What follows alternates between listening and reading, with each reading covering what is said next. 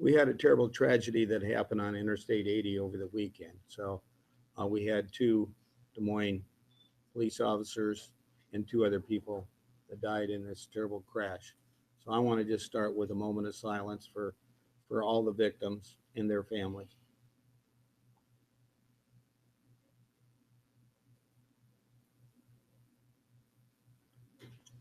Well, thank you very much. Good morning, and today we want to highlight Iowa's leadership in empowering individuals with disabilities with employment and rewarding career opportunities. Recently, the National Disability Advocacy Organization, Respectability, highlighted that Iowa is the third best state in the nation for workforce participation for individuals with disabilities. Lieutenant Governor Reynolds and I are pleased to be joined today by Jeff James and Heather Link, who will help tell this positive story and employer perspective. We also have our state agencies that are involved in this as well. Richard Story is here representing the Department of the Blind, Beth Townsend from Workforce Development, and Mr. Mitchell, David Mitchell from Iowa Vocational Rehabilitation Services. All of those agencies play a role and have helped us achieve what we have achieved.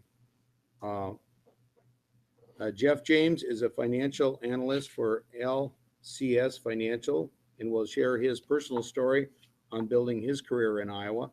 Heather Link is the human resource manager for Owner Revolution, an Iowa company that was started in 1986. Owner Revolution has several subsidiary companies, including Connect a Doc and Plastic Professionals. Lieutenant Governor and I have both visited some of their facilities. Owner Revolution is a strong advocate for leveraging the skills and talents of individuals with disabilities in the workforce. There are many other Iowans who could also tell this story, including Iowa individuals and companies like Wells Fargo, Hy-Vee, and Winnebago. And some of those employers are also in the room with us today. We often hear about the gap that we have in skills in this state. That's why Lieutenant Governor Reynolds and I announced last fall an ambitious new goal that we want 70% of Iowans in the workforce to have education or training beyond high school by the year 2025. Improving the workforce participation rate of Iowans with disabilities is one way that we can grow our state's talent pipeline. I believe that we are defined by the problems that we solve and not by the barriers that we face. So we want to be problem solvers, and we want to focus on how we can break down those barriers and find effective solutions. We will continue the Future Ready Iowa discussion later this morning with a roundtable in Marshalltown. And this Friday, we'll have another roundtable on Future Ready Iowa in Davenport. And then on April 19th, Future Ready Iowa Summit will be held here in the capital city of Des Moines. And now I'm pleased to turn it over to Lieutenant Governor Reynolds, and she will then turn it over to Jeff and Heather. Lieutenant Governor Reynolds. Thank you. Well, good morning, and thank you, Governor Branstad.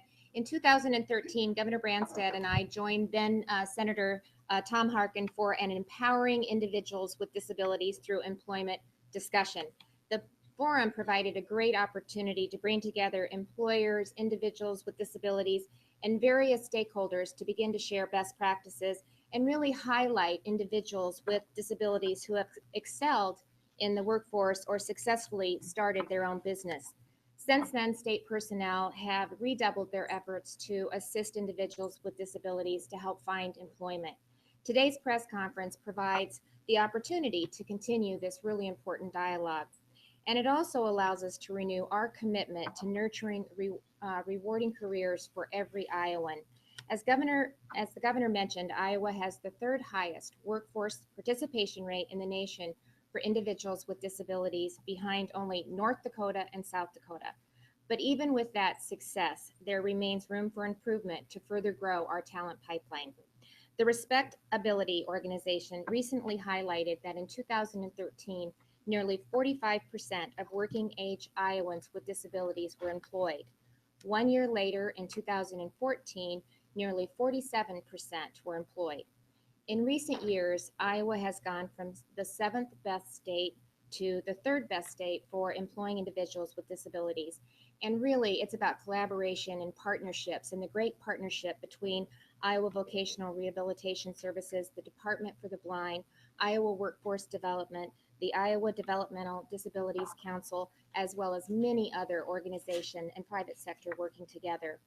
Through Project Search and other support activities, there's a keen focus on successfully transitioning youth with disabilities into rewarding careers. There are success stories in employers both large and small. And just one example, Wells Fargo has invested in technologies to adapt work sites, providing opportunities to fill unmet needs with talents of individuals with disabilities. Iowans with disabilities have also started their own businesses, as I alluded to earlier, and one example of that is M's Coffee Company in Independence, Iowa, and I'm proud to say that both Governor and I have visited them also. We believe that every Iowan can learn, and every Iowan can work, and every Iowan can have, most importantly, a rewarding career. So we appreciate the interest of Iowa employers to help drive collaboration between this must be dynamic public-private partnership. The barriers Iowans overcome demonstrate really a persistence and a dedication that is valued by all of Iowa employers. The employers need the talent, and we need more people participating in the workforce. And as the governor indicated, that's what Future Ready Iowa is all about. And so I'm going to take this opportunity to put one more plug in for the Future Ready Iowa Summit, which will be held on April 19th at the Hy-Vee Hall in Des Moines. So you can find out more information on that at futurereadyiowa.gov. And now I'd like to welcome to the podium Jeff James to share his story, and then Heather Link from Owners Revolution will tell her story. So, Jeff? Thank you. First, I want to thank the governor and lieutenant governor for having me and everybody up here to talk about this. As a matter of context, I'm legally blind in one eye, and my good eye is correctable to about 20/50 or so, which means I can read most print, but the eye that I can see the best out of it, I still have some visual field loss, which means that I can't see like a whole picture kind of. I have some blind spots there. And when I had that vision loss, the department was there to help me with my schooling and to do some technologies to help me in the workplace. After I graduated from college, I worked in a family business. I was the office manager and the accountant for a successful family business. And a couple of things that we did to help me with accommodations, we put a screen magnifier on the monitor to make the print bigger. We also put the monitor on an arm so that it could be closer to me, because anything further away was kind of difficult. And I also became very familiar with the computer screens that I was using. And so I kind of got lulled maybe into a little bit of a false sense of security that this was something I could do and do easily and do anywhere. And I actually found out about a year ago that really wasn't the case. I took a job with a small business here in Urbandale, and the computer screens were vastly different than what I was used to using. And while most people can scan a computer screen, and if somebody says, go click on the AR tab or go click on the bank account tab, when I was sitting in front of the screen and the person was trying to tell me where to go, I couldn't do it. And we struggled with that for a few hours.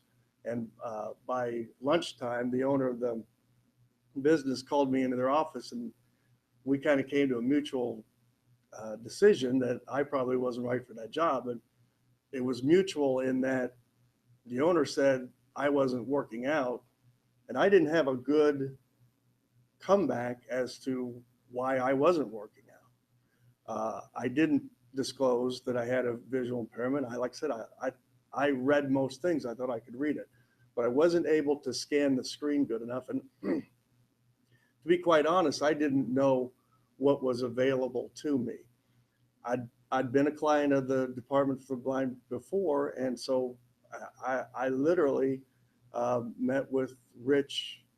I think it was less than a week after that day. I met with Rich, and I just said, you know, leaving that job after a half a day, I wasn't sure whether I could do the work that I had done for 15 or so years. I wasn't sure if I could even do that kind of work anymore. And I needed to kind of put my head together with Rich and try to determine whether there was anything that the department could do. And Rich said, I think we can help you. Let's get you in the program. And it was a process. I needed to learn two things. I needed to learn new technologies, new accommodation things. Some of them were as complex as what they call CCTVs. Some of them were software programs that expanded the print on the screen even further than what Windows does. Some of them one of them was something called a 2020 pen, which is kind of like a Sharpie, but when you write on paper, it's bigger for me to see, but when you write on paper, it doesn't bleed through to the other side. It's a really cool thing. I don't know where else you can get these, but the Department for the Blind. The other thing I needed to learn too was to be able to discuss with an employer that I had this impairment so that I could do it up front and then not be caught 3 weeks later where all of a sudden I'm falling behind because I'm not seeing the screens well enough. And that was the other thing that Rich's people helped me to do, was to be able to comfortably discuss with an employer what kinds of things I needed and how to approach that kind of discussion. So it was a process. It didn't happen overnight, but when the right opportunity came, because of the help that I got at Rich at the Department for the Blind, I was going to be ready for it. The tricky part was the right opportunity was kind of a challenge. One of the things that I did when I left that job that day was in the following weeks, I kind of reassessed where my career was going. One of the things I just kind of decided on and realized that my next job that I was going to take was going to be something that I could get to on my own. As far as transportation clearly is an issue for me. I had gotten way too many rides from a loving wife and mother, and I couldn't ask them to take me to West Des Moines or Urbandale. So I had to find something that was on the bus route.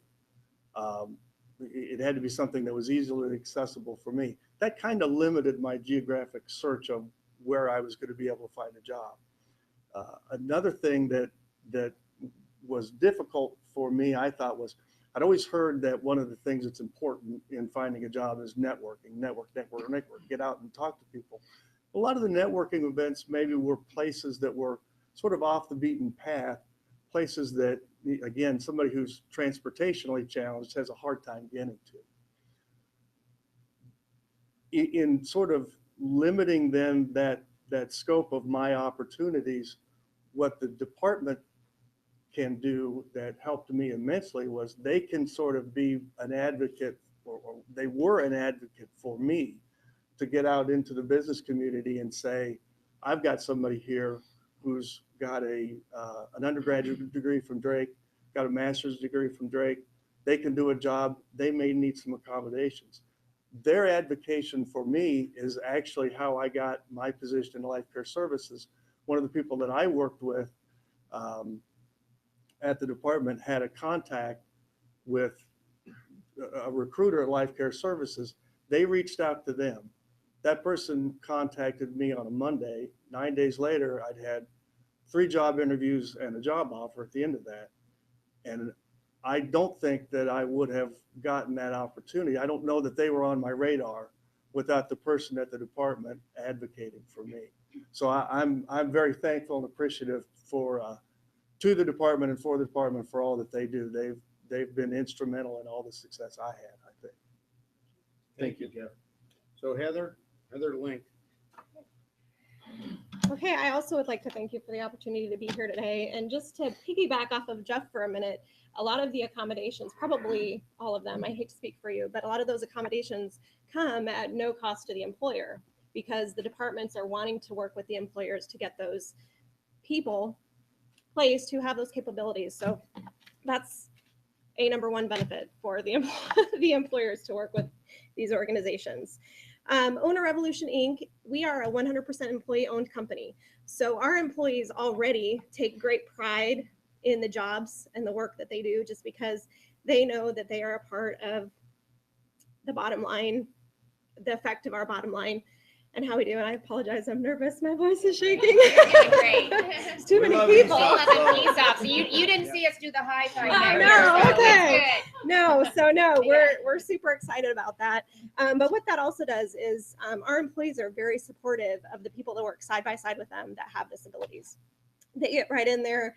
They'll help them out wherever they need to. They're almost like, for some of our employees that work with us, they're almost like they play a mother or father role to some of these people. I can think of one in particular that they go and sit with her every day at lunch. They make sure she's got everything she needs, things like that.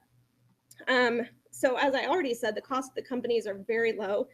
We actually have a couple of different organizations within Atlantic, which is where the Plastic Professionals, the company that employs the most, are located. Voc Rehab being one of them, but we also have some community organizations as well that we work with.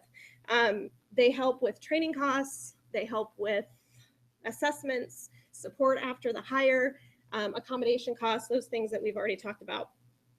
So it's really a great opportunity for businesses to take advantage of the underutilized but awesome workforce there is in people with disabilities.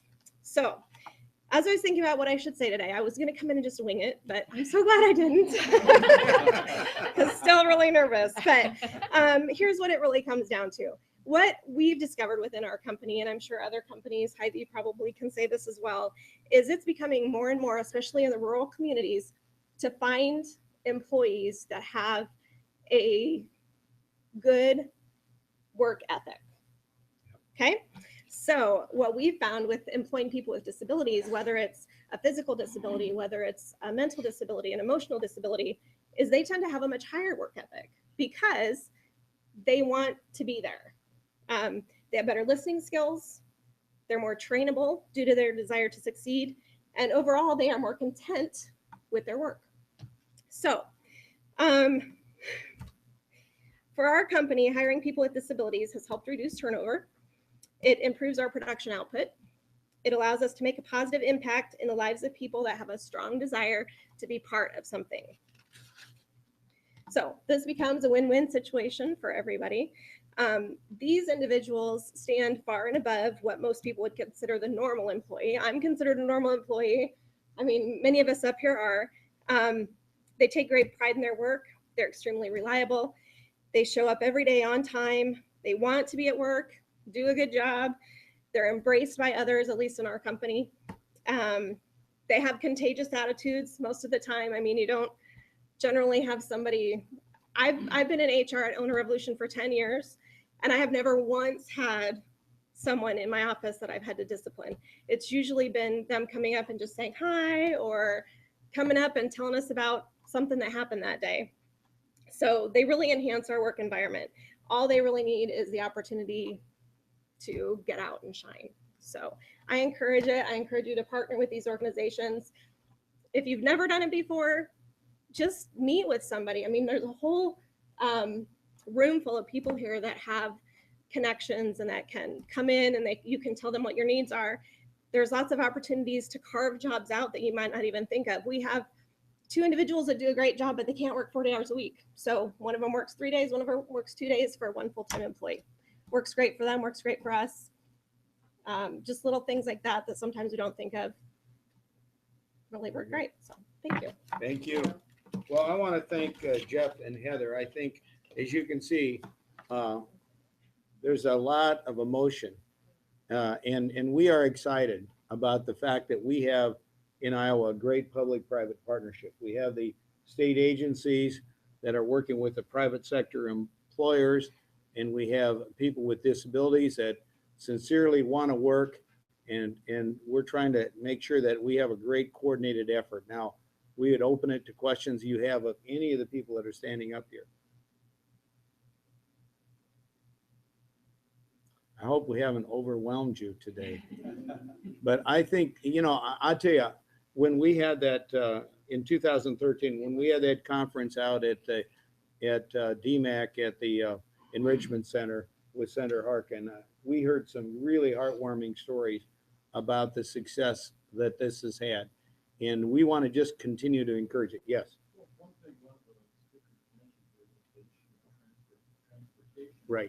And you're probably aware that's really a big issue all over Iowa. It is. For people who are blind and other people who are handicapped, and here in Des Moines, as you mentioned, if you live out in the, if you want to get a job out in Western Wayne or these other places in Cisco.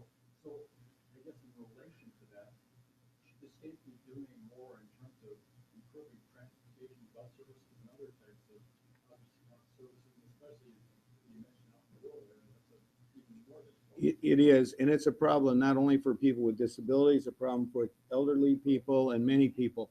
So you're exactly right. The DOT works with, and a lot of local municipalities work with trying to improve transportation opportunities. But that is a challenge. It's a big challenge for a rural state like Iowa. I mean, North Dakota and South Dakota, it's an even bigger challenge. But like I said, we, instead of focusing on the barriers, we're trying to focus on how we can work together to overcome those barriers so that we can have successes. And it's going to continue to be an interesting challenge, but we need to look at innovative ways to address that. Jeff talked about that and how in his case, he found a way and he found an employer where he could get to work and back on the bus and not have to rely on family to transport it. And I would also. You want you to come up to the microphone here? To that point also, because I was the person that brought up the transportation issue, I'm not necessarily an expert on this, but I didn't know anything about the bus travel before I looked into it. There are, DART does offer rideshare opportunities and some other things like that. So that's available. I know that there are some companies that are located on the west side that you can get ride shares from. I live in Altoona, that you can get ride shares from Altoona there. There is that available. I don't want to maybe misconstrue that as not being available, but for me, it was more palatable for me to be able to find something that was more on the traditional bus route than rideshare. Rideshare was a little bit trickier for me just because in my particular case, the bus picks me up fairly close to where my house is. It's not a very long walk. Rideshare sometimes sometimes it's a car ride to where the rideshare picks you up. But there are those opportunities. Other questions? Yeah, just trying to understand from 2013 to 2014 that jump. Are there very specific tangible points as to what really caused that jump? More partnerships, and on that point, what is the game plan moving forward in terms of more partnerships, or I'm just trying to understand. Well, Jeff Townsend answer that. I think that the increase in the number of disabled that are able to join the workforce between 2013 and 2014 can be attributed to the low unemployment rate within Iowa during that time period. As our unemployment rate has continued to decrease, more and more opportunities are available. But we've also made a special emphasis to assist those with the most barriers. Whereas when unemployment is higher, we may not have made that a primary focus. And so all of the organizations that are standing before you today have worked very closely to help get employees with the most barriers into the workforce. Is that more advertisement, website use? It's a range of programs that work to do that. Is there any Dave Mitchell, let's give Dave Mitchell from from vocational rehab. He's done a phenomenal job, and there's some great success stories.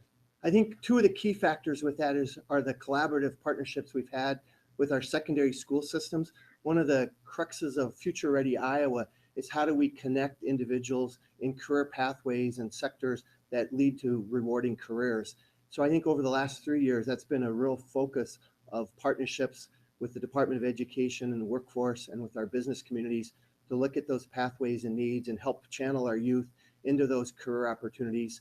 I think the second part of that too is the development of occupational skill training programs, which allow youth and adults to get access to credentialed careers that help meet business needs. I think those two programs are continuing to grow and expand, and we're very excited about the opportunities to continue to improve the numbers to make sure that the gap between people without disability.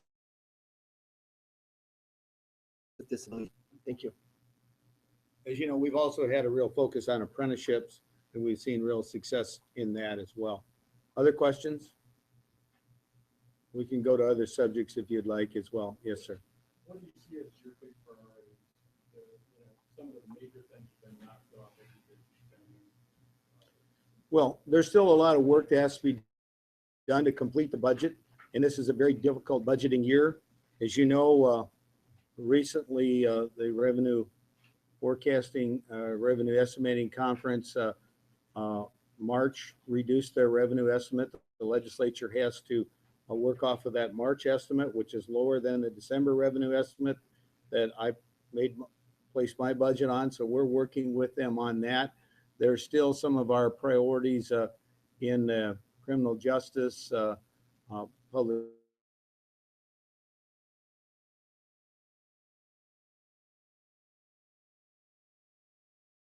that we want on a proposal that will provide some significant additional funding for water quality. It isn't the long-term reliable source of funding that we recommended, but it is, I think, an important and significant step forward that will provide in the intermediate period substantial additional resources that are needed to protect water quality for both point source and non-point source pollution. Thursday, I think, is the deadline for that. We want to work very closely with the legislature on this. As you know, they're in the process of developing their own revised budget targets. And ideally, we'd like to have joint budget targets where both houses of the legislature and the governor's office go down the same road together. We don't want to see, it's hard enough to try to resolve the budget differences in this difficult time, but we don't want to in any way increase that difficulty by not working closely with them. So that's what we're trying to do, is coordinate and work with them to make sure that we know they have a tough decision. We know there's not as much money as they'd like to have to spend, and we'd like to do the best we can with the resources we have. Well, as you know, already in education, the legislature has agreed on a lower level of funding that we recommended. And education is the biggest item in the budget. Surprising that'd be the case. I think actually in Medicaid, there's been a downward revision from what we thought the costs were going to be back in December. So those are two of the bigger areas. But, you know, obviously we're working with the legislature on all areas, and we want to do as much as we can to coordinate our efforts with them so that we don't have a partisan fight over these tough budget decisions that have to be made here in the closing weeks of the session. Back to Bill's question, do you feel like this was a year for you to get that idea out there to use the safe fund for water quality, but that it might take several years to get everybody on board with that? Well, if you look at the history of big, bold changes like education reform or property tax relief, they didn't happen in one session. You know, we can always be hopeful that it can happen quickly, but when you're talking about something of this significance that involves billions of dollars and addresses two critical issues without raising taxes, in other words, school infrastructure and water quality, it's not surprising that it takes a while for people to get a total understanding and appreciation of what the long-term vision is and what this can do. So we're going to continue to work on this. I think it's important that we have a reliable long-term source of funding for water quality. I also understand that schools feel strongly that they would like to see an extension of the availability of sales tax to pay for school infrastructure beyond the present expiration date, which is 2029. Lawmakers in the House have indicated that they'll be moving forward with some type of bill that extends the safe fund past 2020. We've been working with, well, no, I'm not sure about the safe fund, but what I've understood from the House members is that they intend to move forward with water quality. The safe fund is a different issue, and I'm not sure that that's going to get done this year. Obviously, we've made our recommendation. We're open to working with them on different options and alternatives. And I know there are different options been offered, but I've been told by the chairman of the Ways and Means Committee in the House that water quality is a high priority, that he basically told me that there was no consensus on the safe funding side of our recommendations, but on water quality, my staff has been working with the House Ways and Means Committee, and we think there's a proposal that would provide significant additional funding for water quality in the period from now until 2029. Just quickly to follow up on that point, there's still discussion about extending the safe fund past 2029 without water quality initiatives attached to it. You said, or at least your office has indicated, that you don't want to extend the fund unless it has water quality attached to it. If they're able to get their act together in the next couple of weeks and pass a bill that extends the safe fund, will you veto it? Well, first of all, I never make a decision on things like that until I see a bill in its final form. And we've been working with them throughout this session. And my goal is to provide funding for school infrastructure and for water quality, and doing it without raising taxes. I want to continue to work to do that. I'm appreciative of the efforts that have gone on and the fact that water quality has received considerable interest and support. And I'm very hopeful we'll make progress on that this year. And we'll continue to monitor the situation with regard to the extension of the funding for school infrastructure. Governor, can I just ask you about the situation with Trump and Cruz? Both of them are attacking each other's wives. Some people say it's turning into a food fight. What do you think about this, and what does this say about the commentary of the conduct of the campaign, and what's to come for your party? Are you okay with this kind of conduct? Well, no, I think it's not a good situation to have personal attacks. I think the focus ought to be on the substance of the issues. We're living in a very dangerous world. We just had a bunch of Christians killed on Easter Sunday in Afghanistan because they're Christians. We had the bombing that occurred just recently in Brussels. We've had here in California and in Boston and in Chattanooga, Tennessee. We're living in a very dangerous world, and we need to focus on how we can protect the safety and the well-being of the citizens of this country. We're also living in economically precarious times because our national debt has now exceeded $19 trillion. And we really need to focus on those. And I don't think we have a lot of time to ignore these huge problems any longer. I think this administration has underestimated the threat that we have. I think the president made a terrible mistake by staying in Cuba instead of coming home and taking charge and reassuring the American people that we're doing everything we can to coordinate our efforts in terms of security with the Europeans and with the rest of the world. My concern is the number of attacks and the veracity of the viciousness of the attacks continues to grow. And it has grown dramatically here just in recent weeks. And I think that we need to focus on that. I think the candidates need to focus on the substance of the issues and their ideas on how we can restore safety and stability in the world, as well as get America's financial house in order so we can lead the world in this precarious time. So as a delegate to the Republican convention. Well, I haven't been, well, first of all, I don't know that the lieutenant governor and I hope to be delegates, but that won't be decided until the state convention. If you are you comfortable naming Donald Trump the person in charge of U.S. foreign policy?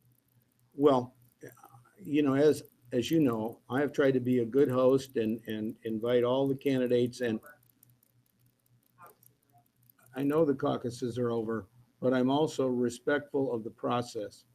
And I think that it's important for us to continue to review and analyze the situation and determine what is in the best interests of our party and our country. I think, as I said, these are precarious times, and I don't want to pick a fight with anybody. I instead want to do all I can as an individual American to support a change in leadership that's going to restore America's leadership in the world, improve our public safety, and get our financial house in order. And obviously, in my case, I'm concerned about things like the Iowa economy and jobs that are related to renewable fuels and things like that, that are critical to economic success. And the fact what the EPA has done to RFS is one of the reasons why we're seeing a reduction in state revenue and a loss of jobs in farm machinery manufacturing. Those are the concerns that I have, and I want to make sure that whoever we choose is somebody that will address those issues. Follow up on Barbara's question about the sales tax for schools. The schools say they need that done this year, otherwise they run out of. It expires in I 2029. know that, but they say that they are currently, they can't bond out any. Well, I understand that they would like to do that, and I have offered a plan that would make that possible and would give them the first $10 million of growth every year. But they're saying, no, we don't want to do anything for water quality. We want it all. And I'm saying that, wait a minute. We've already invested billions of dollars. We're willing to invest billions more, but we think there's another critical issue that needs to be addressed, and that is water quality. And we have a plan to do that. So we're willing to and interested in working with them, but we don't think anybody has a right to say, we're entitled to this forever. No, it expires in 2029. That's the present law. I have put together a plan that would extend it and would give substantial growth, the first 10 million in growth every year to schools. So right now they're getting $458 million a year in sales tax funding for school infrastructure. It would grow to 788 million under my plan. So I think we've got a good plan. I understand there's some people in the legislature that think it's something they're not willing to take on at this point in time. But I think as we continue to educate people of the benefits it would provide both to water quality and school infrastructure, that just as when we worked on property tax relief and education reform, that there's an opportunity to grow and build support for that kind of a long-term reliable source of funding. And back on the Republicans, water. Well, I think we've answered those. We gotta get you to the road. Yeah. Thank you.